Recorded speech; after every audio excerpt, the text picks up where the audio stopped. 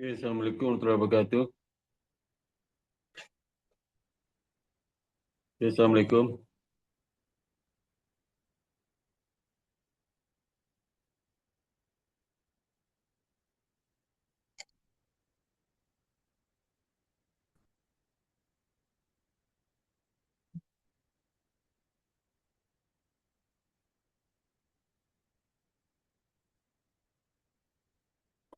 Assalamualaikum warahmatullahi wabarakatuh.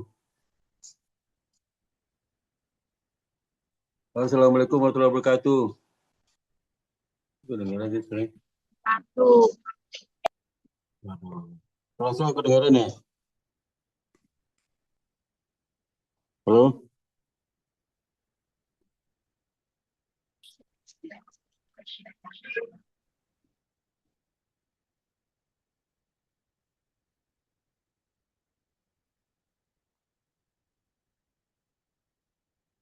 Langsung kedengaran ya?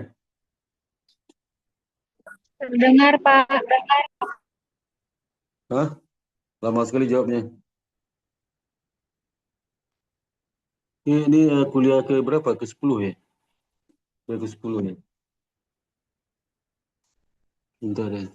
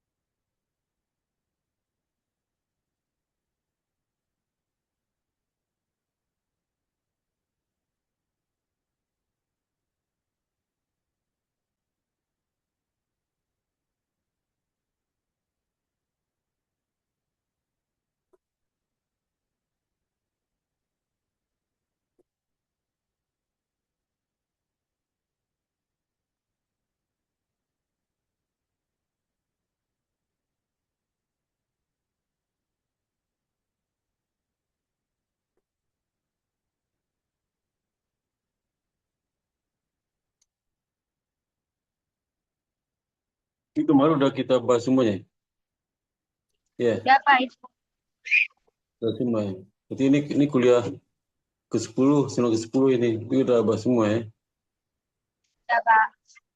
Oh iya.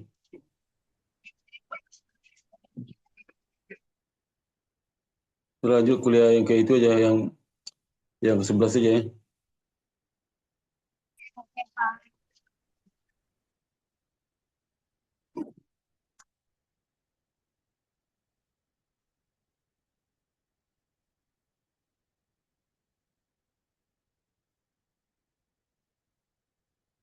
Untuk saya turunin. Oh.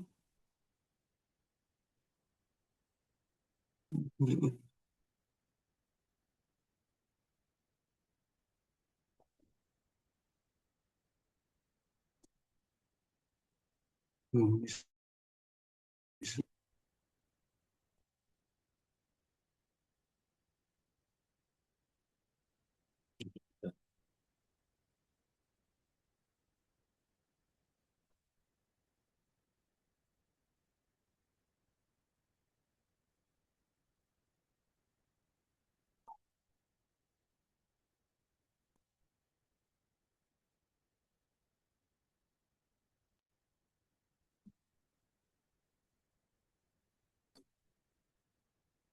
Besok kita berarti ini apa?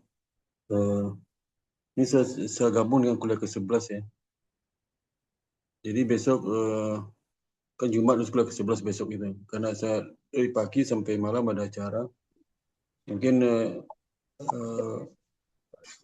kuliah 11 besok dimaju sekarang ya. Sekarang.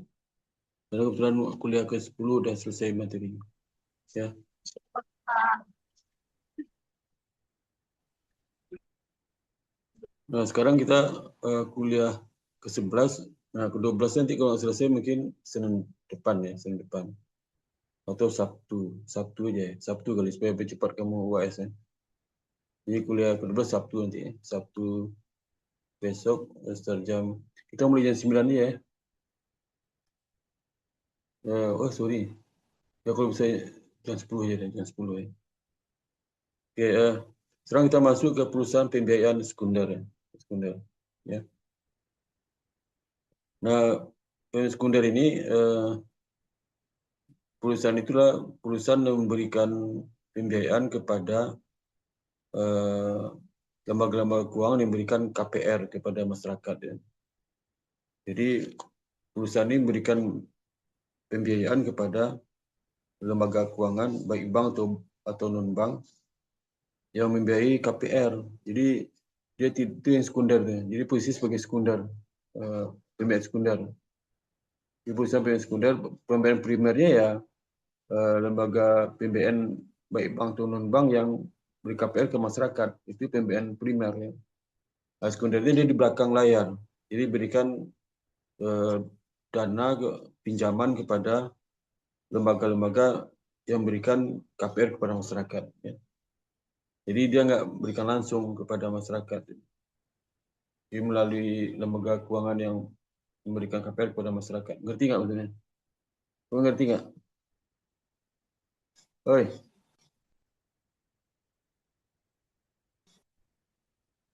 ngerti nggak ini? Waduh.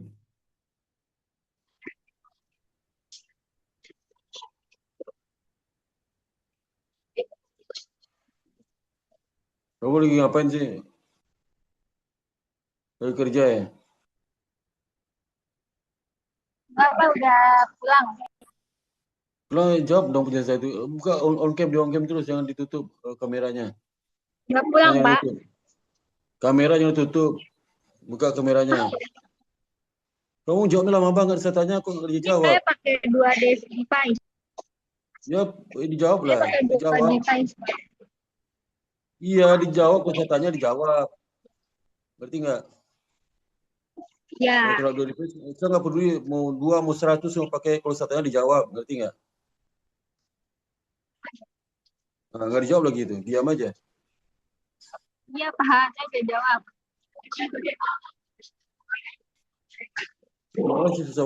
Kamu ngerti nggak saya jelasin barusan? Ngerti nggak? Ngerti, Pak. Apa itu lembaga perusahaan pembiayaan apa itu? Perusahaan pembiayaan sekunder perumahan itu apa? Perusahaan yang menangani pembiayaan rumah seperti Oh, nggak KPR. jelas, suaranya nggak jelas, suara nggak jelas tuh. Suara nggak Iya, jelas. Pak. Ini susah, Pak. Oh, nggak bisa pakai HP itu aja kamu suaranya yang sekarang ini. Kamu tuh mesti dua device. Nah, saya pakai laptop nggak bisa, Pak, nggak keluar suaranya. Kok nggak bisa? Ini saya juga sama nggak bisa juga. Tapi HP itu saya buka juga. Tapi suara yang di laptop itu kan siapa? Saya hilangkan suaranya. Ini saya kencangin. Berarti nggak? Oi, Ngerti, Pak. Cuma kalau yang di laptop itu apa speakernya nggak bisa, Pak. iya nggak bisa, speaker nggak bisa. Tapi suara yang di HP itu kamu kerasin suaranya biar kedengaran. Oh iya, Pak, ini udah dikerasin. Aku dikasih masih taruh di telinga. Takut nggak kedengeran, Pak. Berarti kedengaran nggak keras dong. Gimana sih? Gimana sih? Udah, Pak. Saya dua device itu saya pakai, tapi nggak merasa angkat tuh HP-nya. Device kedua HP nih, ngerti nggak? Iya, Pak. Nah, nggak perlu saya ngomong, saya dekat-dekatin HP-nya ke mulut saya, nggak perlu. Saya kedengaran suara kamu itu, kedengaran di HP saya, kedengaran suara kamu itu, ngerti nggak? Ngerti, Pak. Masih juga kamu, eh kamu HP-mu nggak usah, kamu itu kan nanti suara saya kedengaran di HP-mu, ngapain dekat? Iya, Pak. Aduh, kamu lebih canggih saya teknologi yang saya pakai pada kamu nih. Saya bisa juga videonya di HP itu bisa muncul, video saya kan 2 muncul. Kamera saya 2 muncul. Satu kamera di laptop itu nggak ada suara. Satu kamera di HP saya. Iya, Pak. Tapi suara saya ada di HP saya. Suara saya. Ngerti nggak? Pak. Nah, coba kamu di HP-mu munculkan kameramu. Di HP munculkan kameranya. On cam kamera di HP-nya. Boleh dia di... Kalau lewat kamera HP ini, Pak, agak lemot. Oh alah. HP-nya suka panas. Oh iya iya. Iya.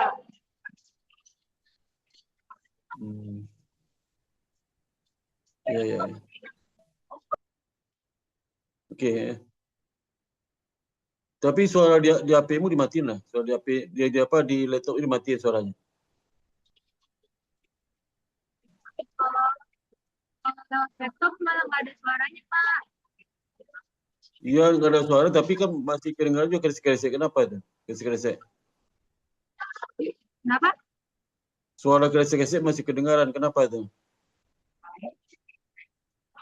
Kurang tahu deh, Pak. Nah, suaranya kresek-kresek tuh. Ya. Oh, mungkin sinyalnya Pak. Makanya kresek-kresek. Yaudah. Bisa juga pakai online ya.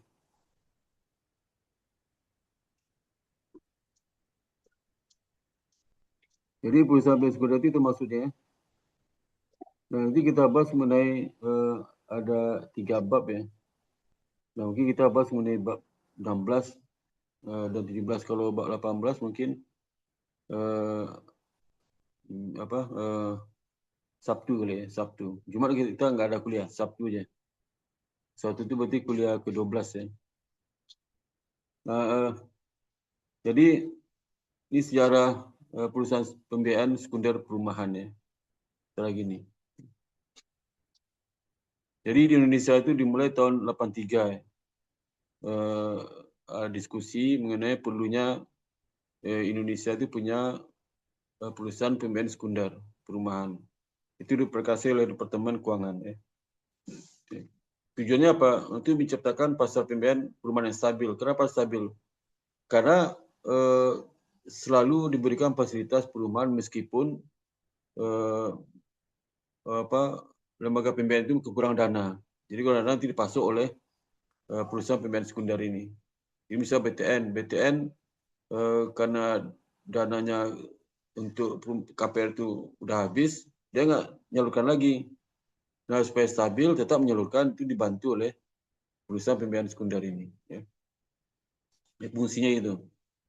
Supaya menstabilkan begitu lembaga pembiayaan kehabisan dana, dia bisa minjam kepada perusahaan pembiayaan sekunder ini. Ya. Jadi nggak terputus ya. Itu juga kalau saya misalnya bank-bank lain, bank komersial yang lain mau memberikan KPR kepada masyarakat di perumahan, kalau dana nggak ada, dia bisa minjam kepada perusahaan pembiayaan sekunder ini. Nah, perusahaan pembiayaan sekunder ini dibentuk tanggal 22 Juli 2005 ya. Namanya adalah PT Sarana Multigria Finansial. Ini merupakan BUMN ya. Dia dibentuk mengenai Perpu nomor 5 tahun 2005. Bukan berdasarkan undang-undang ya. Undang-undang, tapi Perpu. Nah, di negara lain juga sudah ada lembaga perusahaan pembiayaan sekunder ini, perumahan. Di Amerika Serikat itu Freddie Mac. Itu teroperasi tahun 30-an pada lama. Kemudian juga tanggal 26 Januari 2008 diterbitkan Peraturan Presiden nomor 1 tahun 2008 tentang perubahan tentang Peraturan Presiden nomor 19 tahun 2005 ini ya. Berubah lagi tentang pembiayaan sekunder ini. Perubahan Peraturan Presiden tersebut, maka peran utama yang harus dilakukan oleh perseroan ini adalah melakukan transaksi sekuritisasi ya. Namun apabila lembaga penyalur KPR belum siap melakukannya, perusahaan dapat melayani penyediaan likuiditas. Jadi kalau nggak ada sekuritasi, bisa juga memberikan dana langsung kepada lembaga pembiayaan keuangan yang memberikan KPR kepada masyarakat. Nah, ini kita ini dipatasi sampai 2018 sekuritasi ini. Nah, ini juga termasuk perusahaan pembiayaan sekunder ini membantu program pemerintah dalam menciptakan rumah murah kepada masyarakat ya. Termasuk seperti Perumnas itu termasuk adalah perubahan KPR ya. Perumnas, kemudian swasta juga kepada KPR PTN ya. Nah, kalau portofolio itu caranya lah perusahaan ini membeli portofolio KPR dari lembaga keuangan primer. Yang primer itu seperti KPR, BTN, dan bank-bank komersial lain ya. Jadi dia kan mengasih kredit kepada developer itu membayar KPR kan. Nah begitu dananya kalau dia mau ngasihkan kredit lagi kan nggak ada dana kan, dana udah tertanam oleh di dalam KPR itu. Nah sehingga dia bisa minta pinjaman ke perusahaan bank sekunder, caranya lah dengan jaminannya itulah portofolio KPR dan perusahaan yang sudah diberikan itu dibeli oleh lembaga perusahaan bank sekunder ini, dibeli nanti kasih uang itu bisa digunakan untuk membiayai kapal berikutnya. Ya itu ya, jadi dan juga perusahaan pembiayaan sekunder perumahan mempunyai tugas untuk membangun dan mengembangkan pasar pembiayaan sekunder perumahan oleh sekuritisasi. Jadi pasar pembiayaan sekunder itu di mana tempat bertemunya perusahaan pembiayaan sekunder dengan perusahaan pembiayaan primer. Ya. Ini bukan tempat bertemunya masyarakat dalam minyak KPR, enggak. Tapi pasar di mana ada perusahaan pembiayaan sekunder, ada perusahaan pembiayaan primer. Perusahaan pembiayaan primer yang butuh dana, yang memberikan dana pembiayaan sekunder. Ya. Nah, situ mereka bertemu. Ya. Nah, untuk membangun pasar pembiayaan sekunder tersebut, melalui sekuritisasi, perusahaan membeli kumpulan aset keuangan dari bank atau lembaga keuangan yang memberikan KPR pada masyarakat. Namanya lah efek beragun aset MBA. Jadi MBA ini suatu beraga yang gunanya asetnya apa? Asetnya yang kredit KPR itu. Nah, sehingga oleh lembaga perusahaan primer itu sekunder, dia menjual EBA itu kepada investor. Ya. EBA juga investor, nanti dana masuk diberikan kepada lembaga pembiayaan primer. Ya.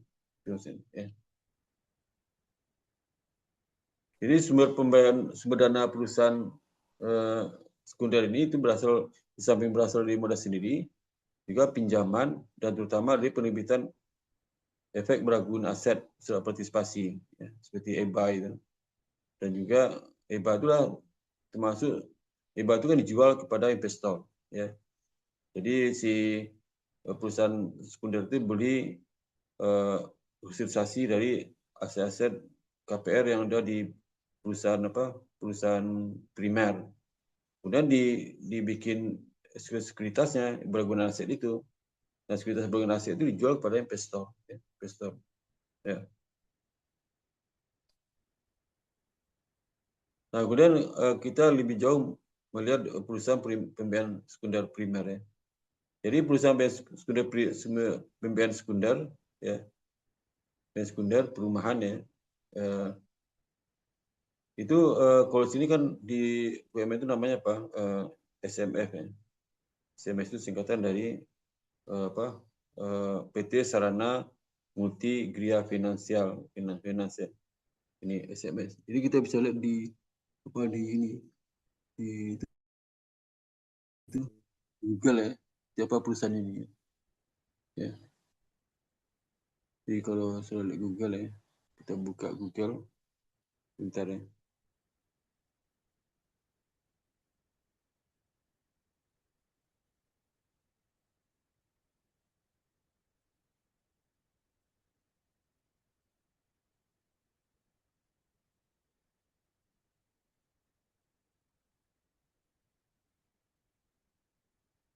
Nah ini ya. Ini kita lihat PT Sarana Multiguna Multigria Finansial. Kita lihat di Google ya. Ini nama perusahaannya. PT Sarana Multigria Finansial. Ini perusahaan pembiayaan sekunder perumahan ya. Ini gedung ini ya. Kalau kita link ya situsnya di situsnya ya. Ini juga perusahaan nggak gitu dikenal oleh masyarakat ya, karena konsumen itu bukan masyarakat yang mendapatkan besar KPR, tapi konsumennya adalah perusahaan lembaga pembiayaan primer seperti BTN ya. Kemudian juga seperti Bank BNI yang memberikan KPR bisa juga, atau lembaga pembiayaan non bank bisa juga itu KPR ini ya. Dia menyediakan likuiditas dan fiscal tool yang bergerak di sektor pembiayaan perumahan. Perumahan itu bukan berarti dia ngasih KPR kepada masyarakat langsung ya, tapi kepada lembaga pembiayaan ya.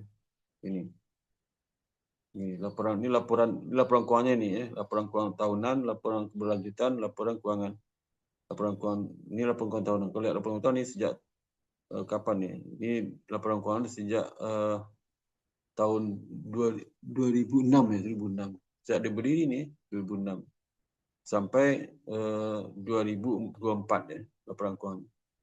Jadi kalau adik kelas mau bikin skripsi ya bisa ini menggunakan laporan keuangan ini ya, skripsi ya.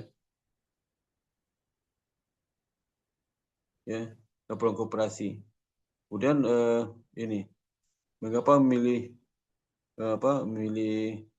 SMF?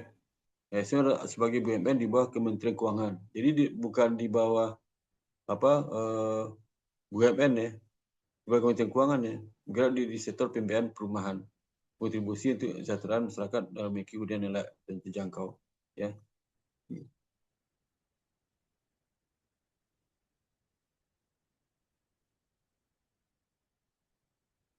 Dia ada juga lowongan kalau kamu kerja sini ada lowongan ya. Sama SMS ada. Kerja tidak tersedia, nggak ada tersedia ya. Belum ada ya, belum ada. Ya. Ini alamatnya di Jalan Panglima Polim, kereta Kebayoran Baru Sumatera Selatan. Gerak SMS tadi itu yang foto tadi itu. Ya. Kemudian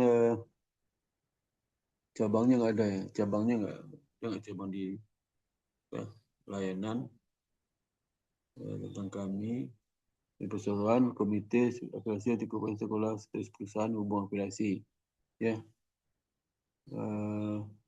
komunikasi hubungan sektor nilainya sekuritisasi EBA retail unit usaha syariah pembiayaan penerbitan surat utang peningkatan kapasitas standarisasi dokumen KPR ya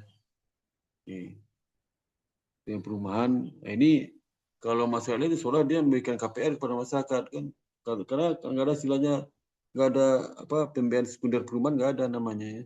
Karena ini perusahaan pembiayaan sekunder perumahan ya. Ya, kelanjutan. Jadi nggak ada cabangnya nggak ada nih, cabang nggak ada di daerah nggak ada, cuma di Jakarta aja. Karena dia kalau memberikan pembiayaan pasti di kantor pusat kan, kantor pusat bank, ke kantor pusat bank, ke kantor pusat lembaga pembiayaan non bank. Jadi nggak perlu di daerah itu, nggak cabang daerah. Kantor pusat itu baru melalui cabang-cabang. Jadi cabang-cabang di daerah itu bank-bank cuma daerah, kalau butuh dan kredit kan minta ke pusat telusuri nanti minta ke bagian keuangan kan minjam apa enggak minjamlah ke SMF ini SMF itu hanya di Jakarta aja belum dibutuhkan di daerah ya, ya.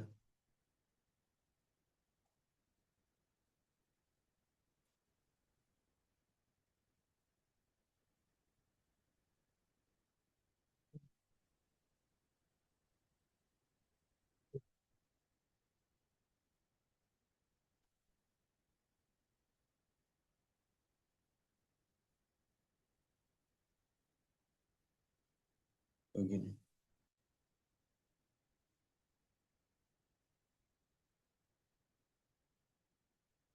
Jadi nanti dia melakukan seleranya.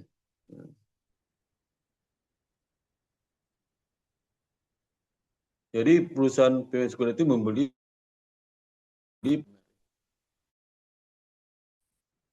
Ini perusahaan pembiayaan sekunder perumahan ya. Ini maksud dan tujuan pendirian perusahaan pembiayaan sekunder perumahan itu dari visi misi kelihatan. Visi perusahaan pembiayaan sekunder perumahan menjadi entitas mandiri yang mendukung kepemilikan rumah yang layak dan terjangkau bagi setiap keluarga Indonesia. Jadi seolah ini dari visi ini seolah dia itu memberikan KPR langsung kepada masyarakat, padahal enggak gitu. Jadi entitas mandiri yang mendukung kepemilikan rumah yang layak dan terjangkau bagi setiap keluarga Indonesia. Jadi bukan dia memberikan KPR itu, tapi dia mendukung lembaga keuangan yang memberikan KPR kepada masyarakat melalui pembiayaan sekunder, melalui pembiayaan pinjaman diberikan kepada lembaga keuangan itu.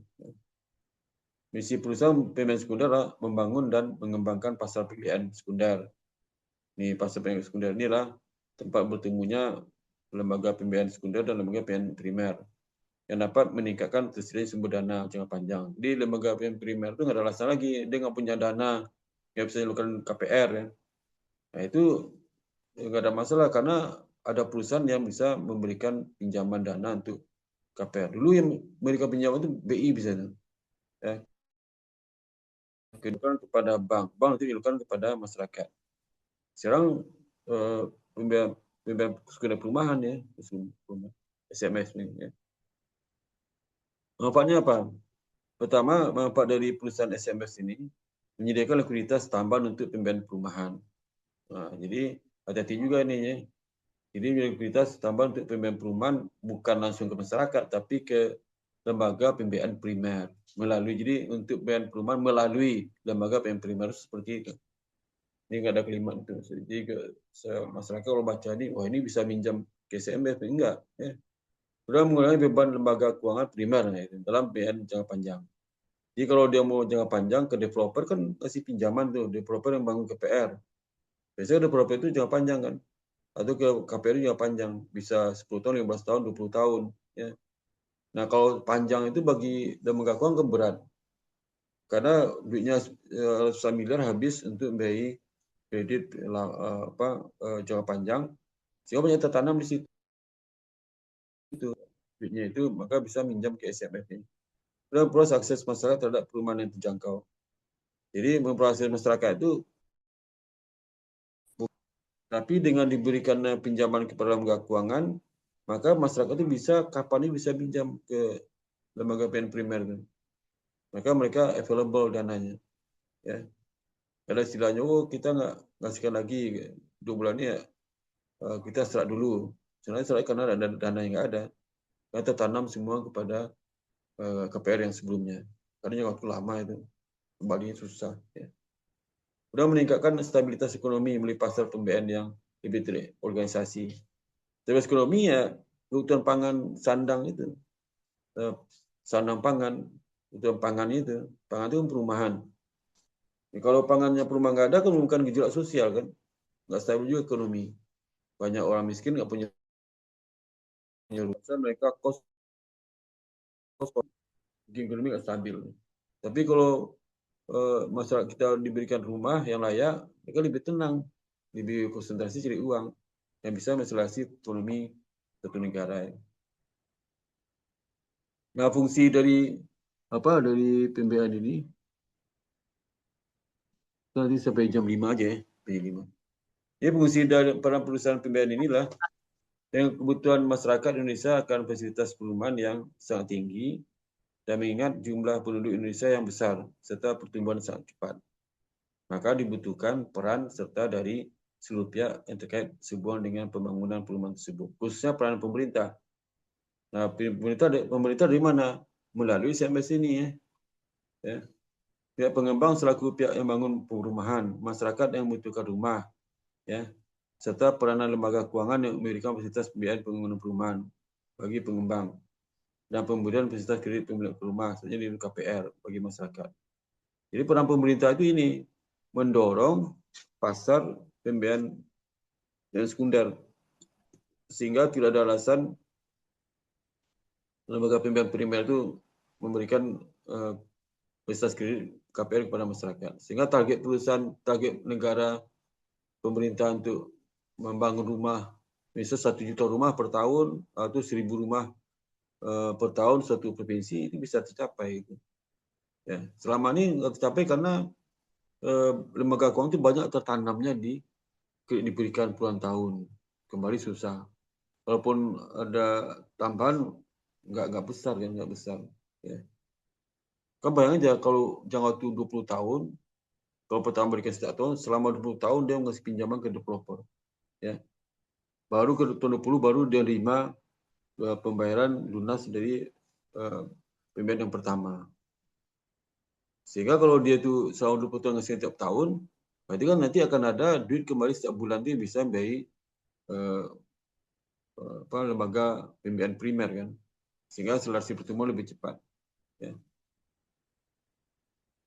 Jadi langkah pemerintah apa untuk mendorong pertumbuhan perumahan itu ya, jadi bagi masyarakat itu penguatan kapasitas pemerintah pusat dan pemerintah daerah dalam pemberdayaan pasar perumahan dengan mengembangkan regulasi yang efektif dan tidak mendistorsi pasar. Jadi membantu pemerintah tingkat pusat supaya proyek-proyek perumahan itu tetap jalan, nggak ada hambatan, ya. Jalan melalui pembiayaan perusahaan SMF ini kepada lembaga pembiayaan primer. Nah, sekarang dari BTN ini termasuk lembaga pembiayaan primer perumahan ya. Salah satunya BTN itu lembaga pembiayaan primer perumahan. Jadi data di BTN itu tahun 2014 tingkat backlog atau kurang hunian di Indonesia mencapai 3,6 juta unit. Kenapa? Karena bank udah nggak sanggup menambah fasilitas kredit kepada masyarakat. Sehingga ada 3,6 juta hunian itu yang backlog. Ya, backlog bisa jadi tidak bisa dibangun karena ada kurang dana. Dari data BPS diperkirakan jumlah penduduk Indonesia hingga tahun 2016 255 juta. Sekarang udah hampir 300 juta. 2025 10 tahun setelahnya hampir 300 juta. Ya. Mungkin 27 29 berapa. Bisa lihat di itu di internet ya. Ya. Dengan asumsi bahwa setiap keluarga terdiri dari 4 orang, maka terdapat 55 juta penduduk yang belum memiliki tempat tinggal. Jadi 13,6 juta kan 255 bagi 4 ya, bagi 4 berapa itu? Berapa rumah itu? 25 bagi 4 kan 25 juta itu. Dibagi 4 ya. Berarti sekitar berapa itu?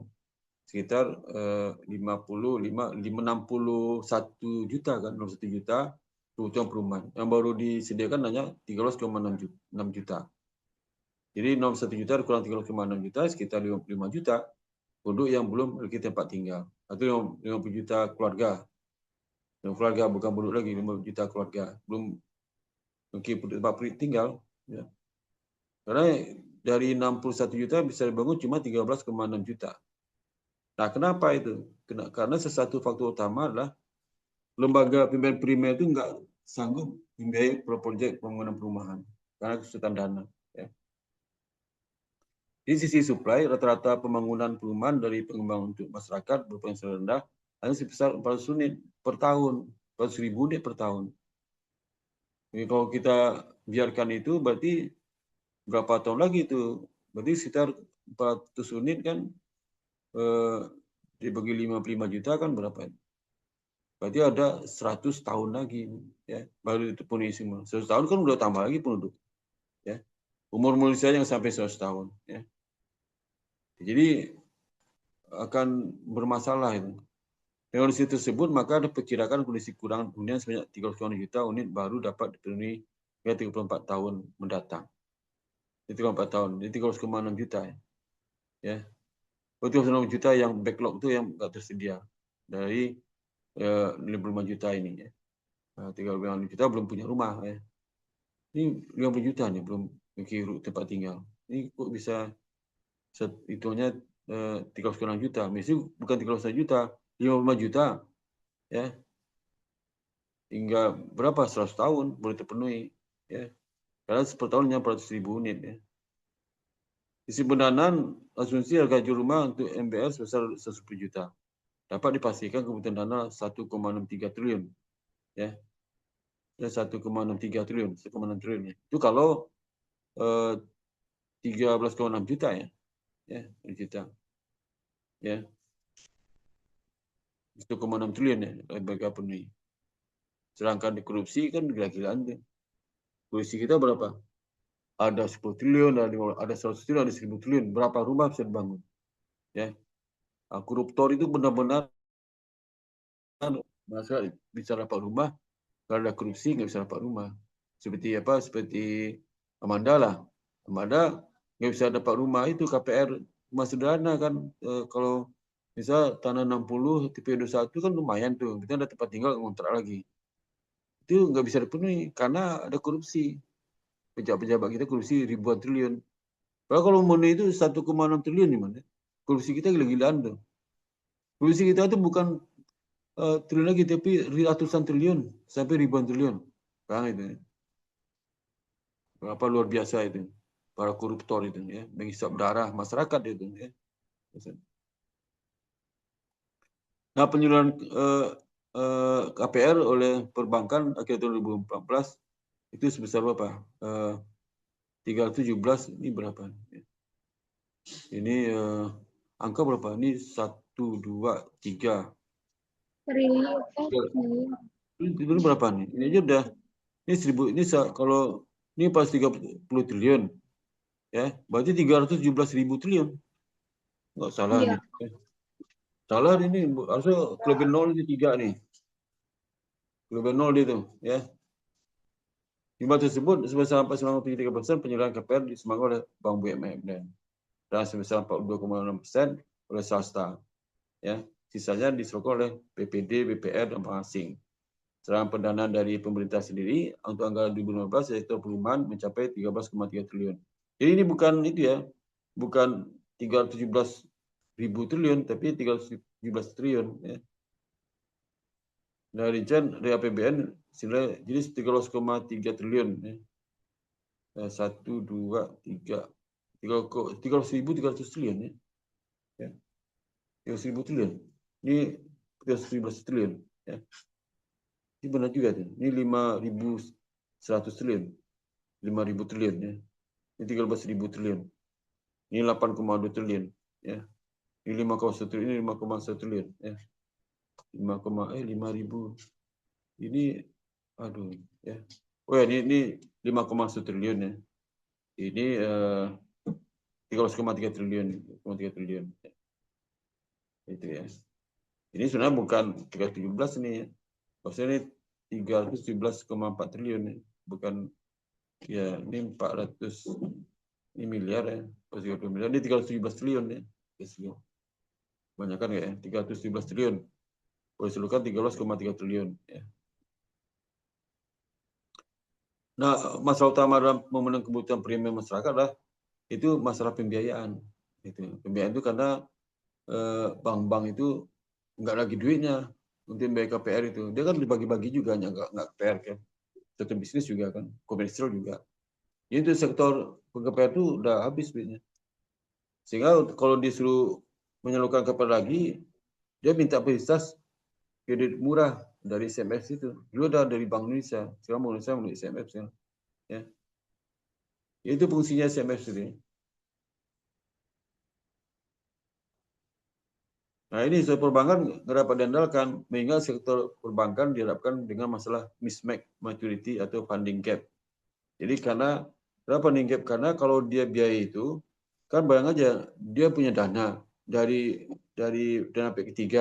Umur K3 itu umur dana itu kan 0 sampai setahun, 12 tahun paling. Ya, deposito 3 bulan, 2 bulan. Kalau tabungan setiap hari bisa ditarik. Membiayai untuk kredit jangka panjang, 15 tahun, 20 tahun, kan nggak bisa. Sulit deh. Berarti dia akan mencari kredit-kredit investasi yang pendek, 3 tahun, 4 tahun. Kemudian juga mencari kredit modal kerja setahun. Itu bisa punya dana liquid untuk kalau suatu waktu nasabah P3 itu pengen naik dananya. Nah kalau ini semua diberikan, waduh, bisa kolab bank ya. Makanya di bank-bank itu kalau mesin KPR semua dana pasti di SMS ya. Sehingga katanya juga jangan panjang kalau dia ngasih kreditnya ke KPR itu 15 tahun nanti ke SMS juga 13 tahun 15 tahun juga. Jadi match lah jangka waktu antara sumber dana sama KPR, kredit KPR-nya agak match. Tapi kalau di dalam tiga habis tuh, ya. Dan memang terbatas untuk kredit KPR memang terbatas karena lama itu jangka waktunya.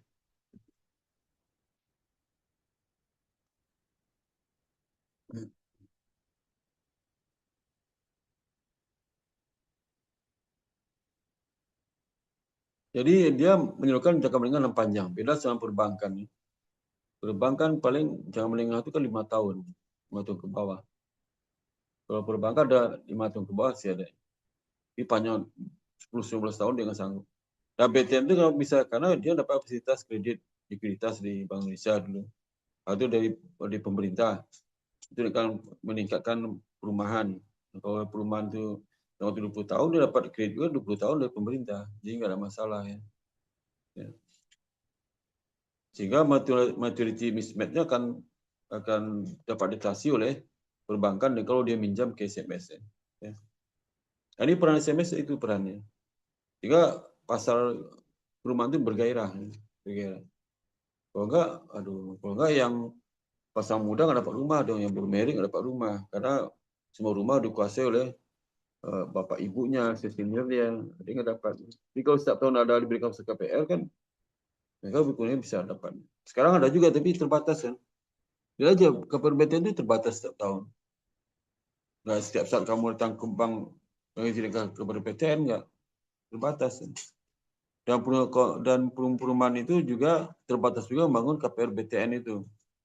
Dia bangunnya rumah-rumah yang di atas 5 juta, ya. Yang KPR biasa gitu. Itu didukung oleh bank-bank di sini. Dan jangka waktu itu salah 10 tahun tuh, udah lama 10 tahun lah, 10 tahun 12 tahun. 15 ada Pak, 15 tahun. Apa? Yang 15 tahun KPR. Ada 12 tahun ada KPR yang Ada, rumah Pak. RSS ada. Rumah yang tipe 21 ukuran apa tanah 60 ya ada di Serpong di banyak nih. Kalau bapak ibu di rumah cari ke Serpong tuh sampai ke Cisauk sampai ke itu ke Merak itu sepanjang rel kereta api itu banyak tuh rel kereta api ya bisa cari rumah situ harganya mungkin sekitar 200-an 250 juta ya punya apa ini 20 tahun 12 tahun ya cicilannya paling 15 juta itu sebulan 15 juta sebulan cicilannya ya pinjam berbulannya. Dia udah rumah itu nggak ada kontrak lagi kan. Cuma masalahnya mereka itu beli rumah di daerah bukan Jakarta, sumber penghasilan mereka tuh nggak ada. Ya, kalau di tempat baru kan susah mencari penghasilan gitu, karena masih sepi kan. Dan juga sektor informal nggak jalan. Biasanya mereka tak kerja di Jakarta. Jadi kenapa PPRBT itu banyak di dekat stasiun kereta api? Karena masyarakat bawah itu bisa beli rumah situ, tapi naik pakai kereta. Di tempat kerja tetap yang lama di Jakarta, tinggalnya di Parung, di Cisauk ya, di daerah hampir apa Pada Banten lah. Nah, tapi sepanjangnya kereta itu, nah, itu laku keras tuh KPRBT-nya. Tapi kalau KPRBT-nya di luar stasiun kereta, susah. Kalau mereka butuh transport yang sangat mahal, mutar-mutar ya. Jadi kalau mulai kereta kan aman. Kereta berapa sih? 3.000 ya, kereta itu. Ya, ini bisa terjangkau lah. Kemudian disambung dengan Transjakarta. Jadi transportasi nggak mahal, tempat kerja yang lama. Ya,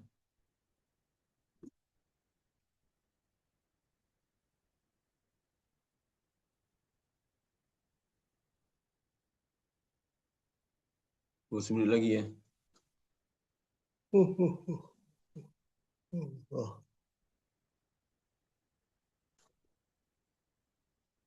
Nah, ini produk dan jasa serta peraturan pembiayaan sekunder perumahan. Gitu. Ini juga sebenarnya bisa disampaikan Sabtu aja kali ya. Itu Sabtu aja, kuliah Sabtu ya. Itu Sabtu nih. Ya. Oke, Pak. Kuliah ke-11 ya. Ini bab 18 ini. Ini sampai 19 ya. Saya tulis di apa di ini. Di, di Terus di itunya di GCL-nya sampai bab 17 ya. Bab berapa tuh? Bab sampai dengan bab 17.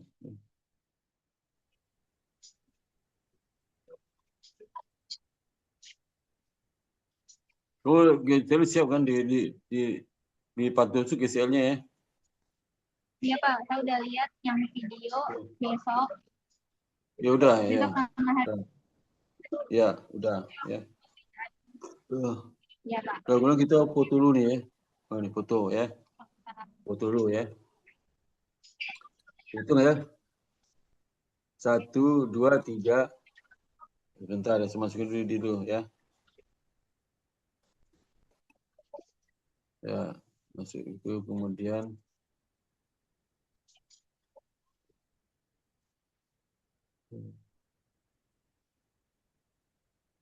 Jadi besok ada atau gimana Pak?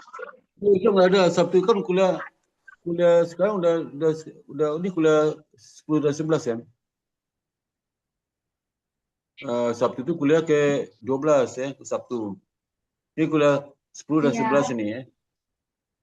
11. Sekarang materi udah masuk ke materi kuliah ke 11 ya. Ya. Iya Pak. Jadi nanti itu bentar saya masuk ke GCL dulu ya. GCL. Foto hari ini, foto hari Kamis ya. Tanggal berapa? Tanggal berapa? Tanggal 8 ya. 8. Tanggal 8. Jadi ya. 5 ya.